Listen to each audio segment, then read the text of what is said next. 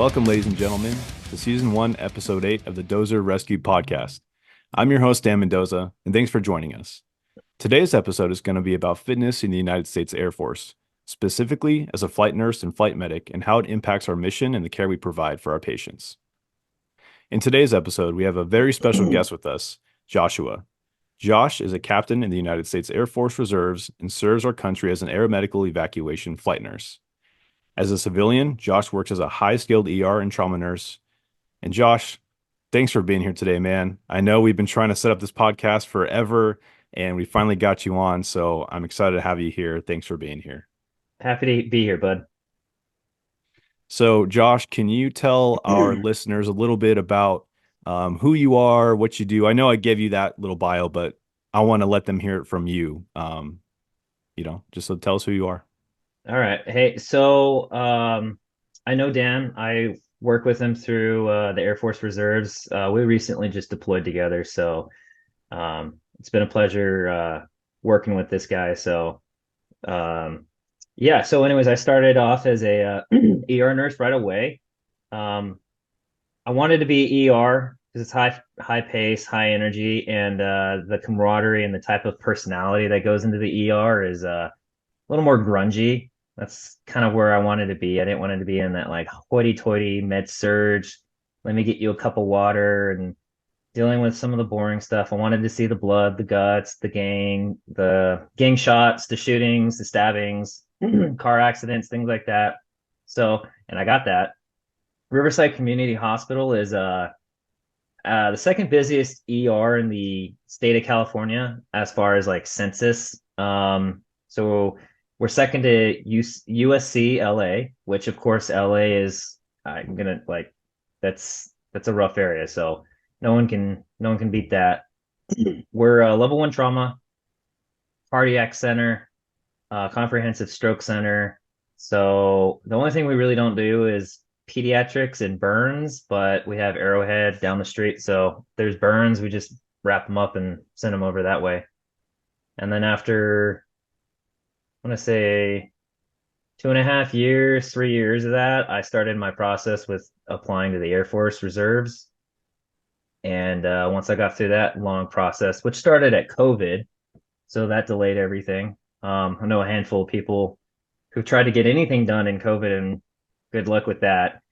But got into the Air Force Reserves and met all these super cool people that wanted to serve on the same mission and help boots on the ground get back to, safety, bring them back when they've gotten hurt and get them higher level of cares. Went to officer school, which was my first introduction to any kind of military life. That was cool, rad, eye-opening. Survival school, flight school, and then picked up a deployment spot pretty quick from there, and did a whole rotation in Africa for flight nursing. And now I'm just gotten back, and that's kind of where I am with my career right now. Yeah. And now you're here on the show. I'm here, chilling back in SoCal. Yeah.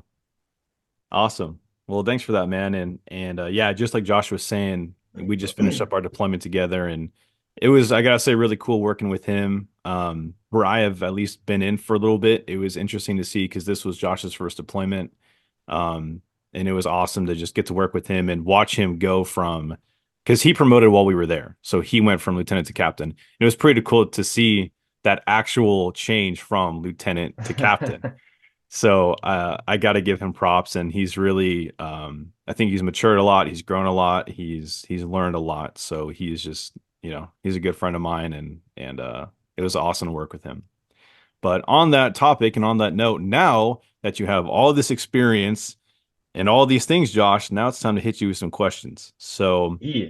the very first question that we have in regarding to fitness is, does a flight nurse or flight medic really need to be fit? How about being more fit than a non-flyer? Yeah, What do you heck got? yeah. So to give you like so for our viewers, like what physical stuff you'll actually be doing.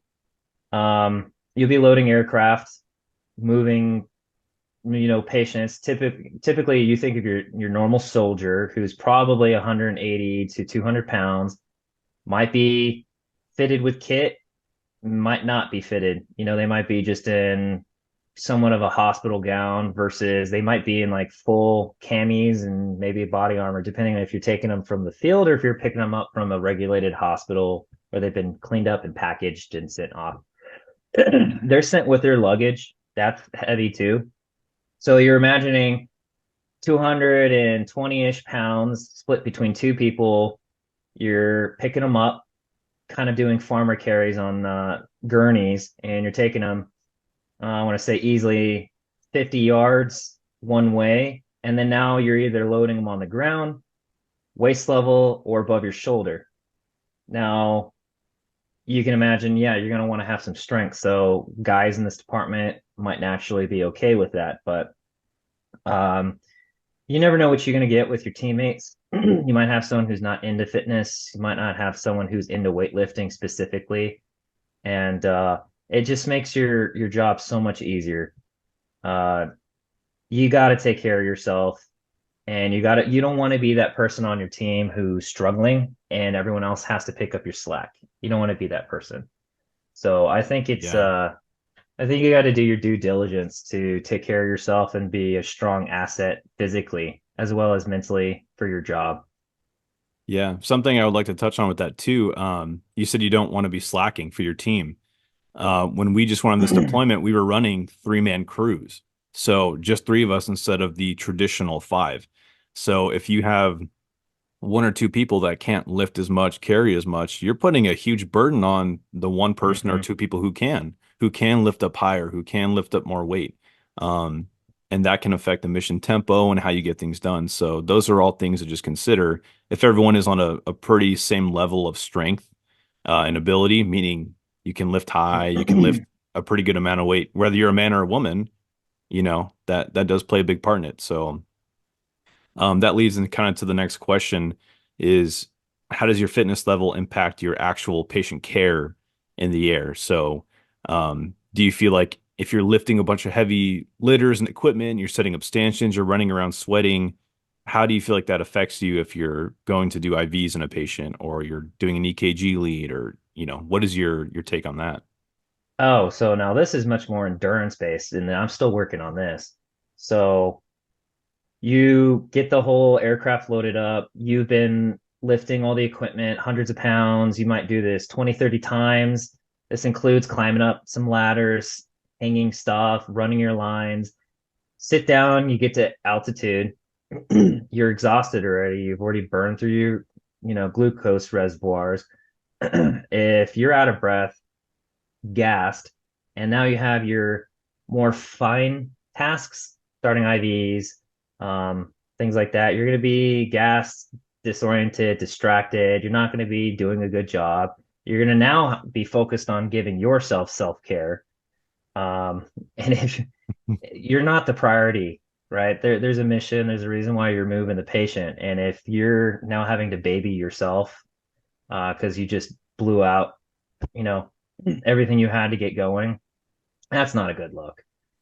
Um, yeah, so I wish there was more of a standard Hmm. to double back on the last question. There we as flyers we have more of a in-depth physical. It's really just more vision, hearing, cardiac, and it's just really to make sure you don't croak in the air because yeah, it is more of a stressful environment. It's more of a dehydrating environment. There's a little less oxygen, Definitely. and Definitely. you're become a liability if you drop in the air. And this more traditionally comes back from you being a pilot. If you're command of the ship and you go down and then the co-pilot's by himself, it could be just a bad day. And this is back when they had navigators and things of the sort. I wish there was more of a physical standard with like, hey, you can overhead press X amount this many times in this time period, because then that would set a standard for people coming in, at least with an expectation. I know fitness is starting to get kind of popular, especially with our generation. It's becoming Yeah. like a standard thing. It's a social thing. Yeah. It's a little bit of a status thing for a lot of people. Being physically fit, strong, this and that is as much as it used to be like I drive a BMW. And if that was a standard, then that would be translated into the culture, and it's not entirely into the culture.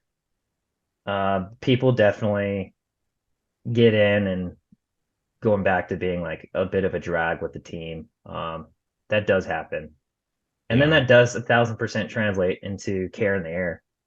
Now, I could sure. say working in the ER, I'm not saying throw your back out, but I hate waiting for other people for help. If I need to roll my patient, pull my patient, um, I can't wait for someone else who's busy charting on or trying to save some dude, CPR, running lines, getting meds.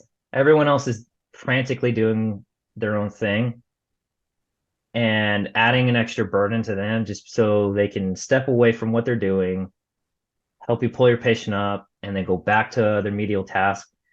That happens a lot, and I hate doing that. So Yeah. I love being able to pick up my old ladies and put them in chairs, transfer them by myself. I always think it's hilarious to watch the family's eyes get really big. Woo! Yeah. Or I take that 300-pound dude who's falling in bed, slant the bed a little bit, and then I pull him all by myself. I love being able to do that. Yeah. So, Um, all right, Josh. So sorry, but we have about 3 minutes left. So I'm gonna do a little speed fire round here for you. Um, so just we got a couple questions left. So the next one we have is just what journal workouts or recommendations do you have for people who are currently in the military, and then for those who are seeking to go to cross train into a job like air medical evacuation? compound movements. I know everyone wants to do the glory muscles. They want to do the bis and thris, work on the arms, but overhead press, so your military press, rows. So you could do barbell row, cable row, some kind of squat, and a deadlift. So hinging, squatting, pushing, and pulling. Anything that works with that, and then having like a mild to moderate cardio physical or just being able to jog for a little bit. Awesome. You're going to be so much better off than the standard population. Sweet. Thank you. Next question. What are some physical struggles that you have personally had to deal with as a flight nurse? And this was a question asked on our Google poll. Oh, geez. The moving around wherever you go, like being pulled away from your routine, being pulled away from your gym, your expected schedule of food and like intake, having to bring enough food, water, high protein food, going to a new location who might be in a different time zone. You don't have a fridge, things like that. Like basically, you're constantly traveling. So how do you stay fit while you travel? Most Yeah. people don't exercise when they're on vacation. So you gotta like be creative. Like you go to a little hotel gym, or if you don't, you gotta go run outside. You gotta do the uncomfortable thing. Well, what if you came from a hot temperature to a super cold temperature and you don't want to go run outside when it's 50? Yeah. You Yeah. gotta make it work. Consistency is more important than like quality, to be honest. Sure. Awesome. All right, man. Well, I think that's about all the time we have for today. I know it Oh feels like man. yeah, I know it feels like a flow by. It does. It flies by so fast. Um, so final thing, we'll do like a quick 10-15 second answer. Somebody wants to know, is there a fitness test to becoming a flight nurse? And if so, how do I start preparing? I think you did a pretty good job of explaining the preparing part. So is there a test that they should be expecting? No, there's not. I wish there was. I think on the civilian side, they make you like actually like if you do the helicopter nursing, they make you lift like 100 pounds here and there because they expect the average person's 200 split between two is 100. So on the military, I wish there was. There's just the normal Air Force PT run push up sit ups. Yeah. It should be harder. Yeah. I agree. All right, guys. Well, that's all the time we have for today. Josh, thank you so much for being here, brother. I'm glad I got you on the podcast. I hope this was insightful to you guys, gave you some quick fitness tips and stuff. Um, Go ahead and support this podcast, the channel. Josh, is there anything you'd like to advertise or throw in there? No, just check out my buddy Dozer's stuff. He's really trying to put together some awesome medical resources. He's got some cool swag.